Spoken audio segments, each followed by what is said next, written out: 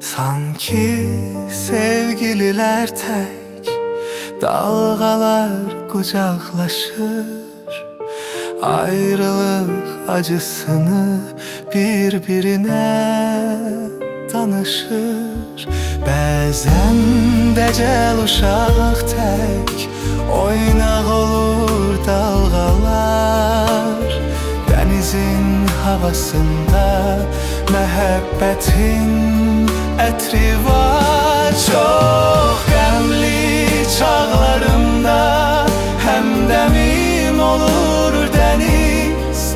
Onunla dərdləşirəm bəzən səssiz, səmirsiz. Həsrət ilə, qəm ilə dolub daşan da ürək. Dəniz təsəlli verir mənə doğmadan tək.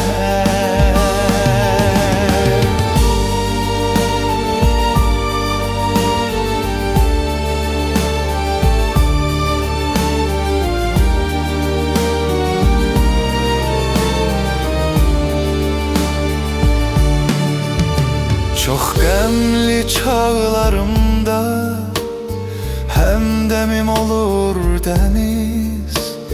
Onunla dərdləşirəm bəzən səssiz, səmirsiz. Həsrət ilə, qəm ilə dolub daşan da ürək. Dəniz təsəlli verir mənə doğmadan tək. Çox qəmli çağlarımda həmdəmim olur dəniz.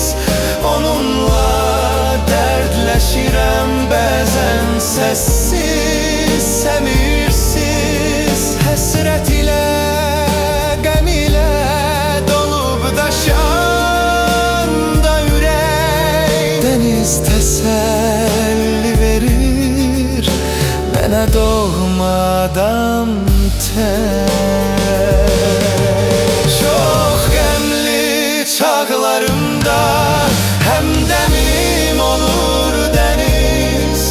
Onunla dərdləşirəm bəzən səssiz, səmirsiz. Həsrət ilə, qəm ilə dolub daşan da ürək. Dəniz təsəlli